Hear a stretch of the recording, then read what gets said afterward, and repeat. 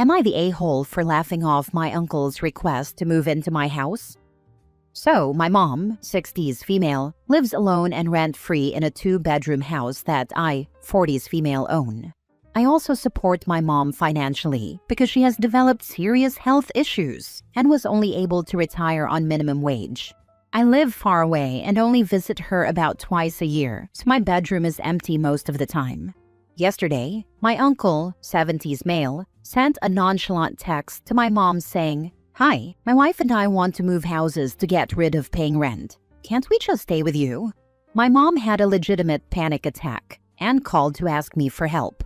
Now I always tell my mom it's her home and she decides what to do with it. But in this case, it was clear she didn't want her brother moving in and just couldn't handle the drama of denying him. So I contacted my uncle. I tried to be understanding of the situation, but he gave me nothing but the line, "I need my family support." I questioned how he and his wife couldn't live on their pensions. I asked if he had somehow accumulated too much debt, or if he was a victim of an elderly scam. I genuinely went into problem-solving mode because, from previous conversations, he should have been able to have a peaceful retirement. He basically said he wasn't asking for financial advice, he just needed to cut costs. And since my mom lives rent-free with all expenses paid, that would be the best situation for him and my aunt. I laughed. Honestly, I didn't mean to offend him. It was a knee-jerk reaction to the audacity of him expecting me to be his entire retirement plan. He hung up the call and sent me a text saying I was a cruel person because his only son died young and isn't here to support him in his time of need. To clarify, my cousin died in his 20s and was no contact with his father. My uncle was a deadbeat dad who never managed to provide for his family and always had financial issues. He abandoned his first wife and son to marry his current wife. They have been together for decades, and she has kids from her previous marriage. So I texted him and apologized for my reaction and told him that while my cousin is unfortunately gone, his first call should have been to his stepchildren. I told him that my mom has her own life and that I am not rich. Yes, I am in a position to financially help my mom, but that comes at great personal sacrifice, and I cannot just add 2 more people to the mix. Nor should I have to. They are not my responsibility. Again, I was called cruel by my uncle. He then contacted more family members. My mom has 5 siblings, and they contacted me to tell me my uncle is devastated. None of them can help him.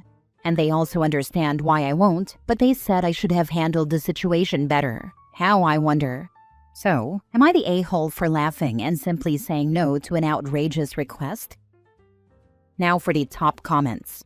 Not the a-hole. The request was outrageous.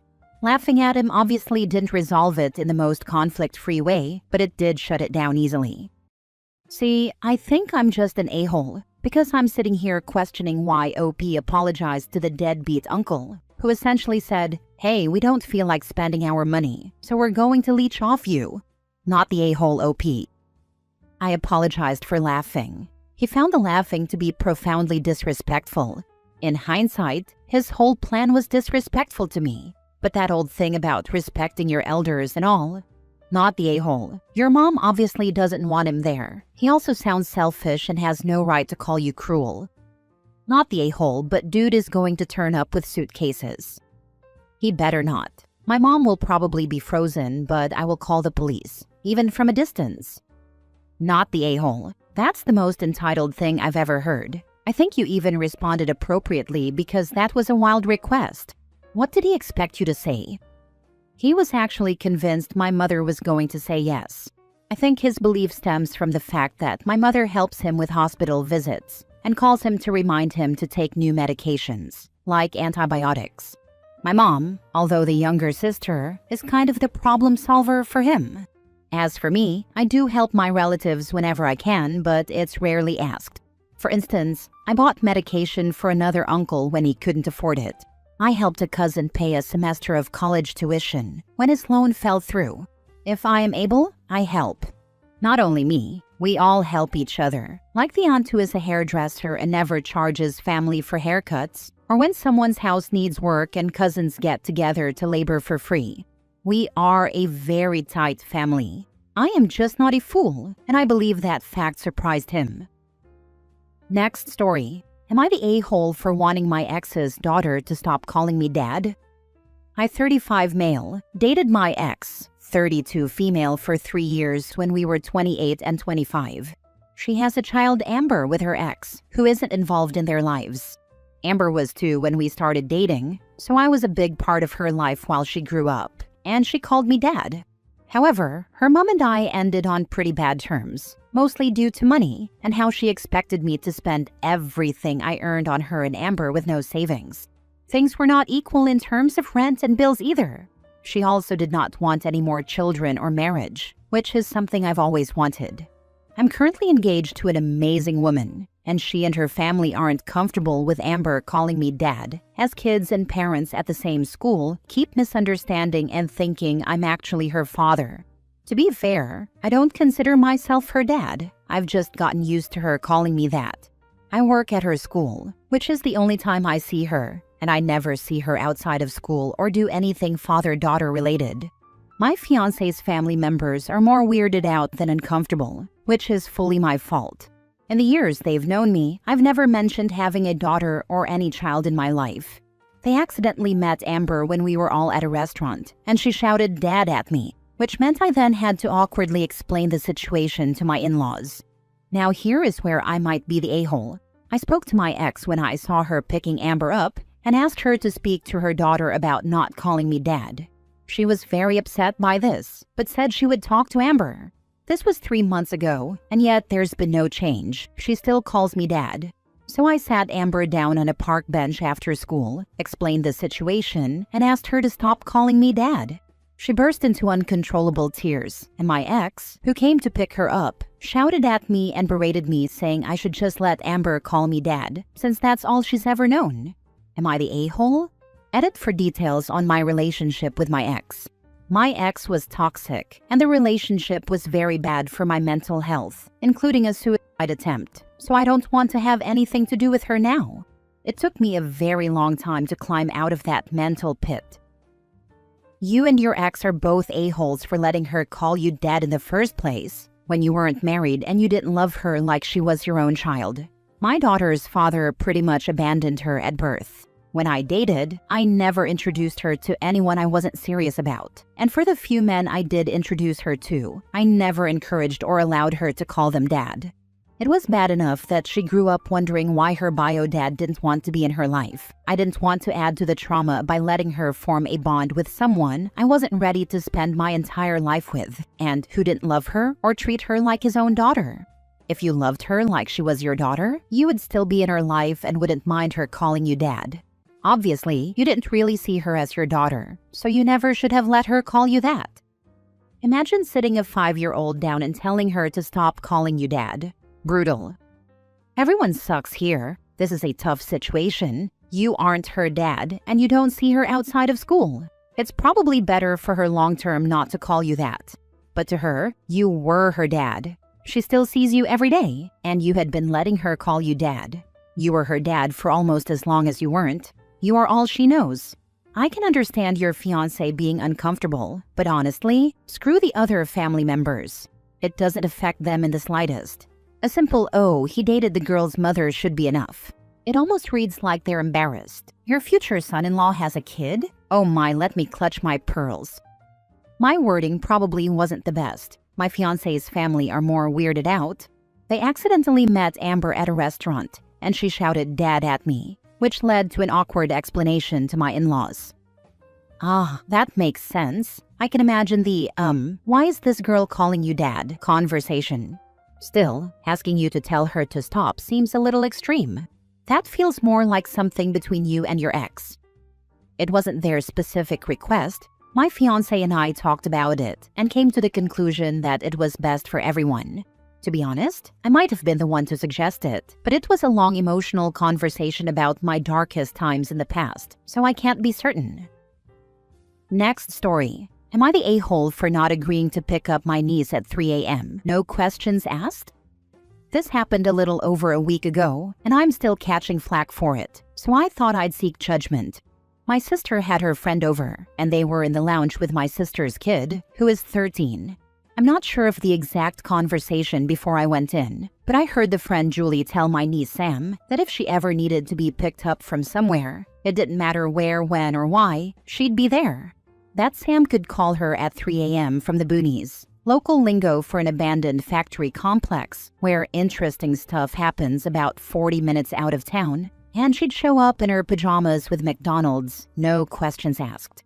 Sam thought this was amazing and was gushing praise at Julie, who said it was nothing and that anyone would do the same. They then seemed to notice I was there, and Julie asked me if I would do the same. I said no, and that seemed to stop everyone in their tracks. So I clarified that, yes, I would pick her up, but there would certainly be questions, and it would be crazy not to have questions. Sam said I wasn't allowed to ask questions, and that it was none of my business. Julie was glaring at me for some reason and muttering something under her breath to my sister that I couldn't hear. I explained my reasoning. The boonies are over half an hour away, and there is no public transport to get there. If Sam was at the boonies at 3 a.m. and discounting the fact that she shouldn't be there, she wouldn't have gone alone. So there's another child to consider. She doesn't have any friends old enough to drive yet, so someone would have had to take them there. So I would need to first know that she was safe and unharmed, and at a minimum who she went with, how she got there, and where her friend was. If her friend went back with whoever brought them, then sure, I'd just take Sam home. But if her friend was still there, you can bet your butt we'd be staying until her friend was in the back seat and on her way home too. Sam got really huffy and said it was still none of my business, especially who she would have gone there with, and Julie made a comment about how it's not that deep. I said that it is that deep, and I know how Sam works. If I agreed to a no questions asked approach, then picked her up and asked questions later, she'd fly off the rails and accuse me of backstabbing her, which she's done before in other situations. Julie started going on about how I was implying she was irresponsible, that she was just trying to have Sam's back, but I was being a buzzkill and a nag, and that they never should have included me in the conversation. I could have said more because I really think Julie was in the wrong. I get the sentiment, but who tells a 13-year-old there would be no questions for being in the worst possible place at 3 a.m.? I left with a parting comment that I would pick her up if she needed me, and she didn't need to question that. But it is my responsibility as an adult to make sure everyone is safe, including her and her friends. Now I've been bombarded by people online, and some in real life, telling me I'm a crap person for not agreeing to save my niece when she's in trouble, and that I'm never going to be the fun aunt or have my niece's trust again.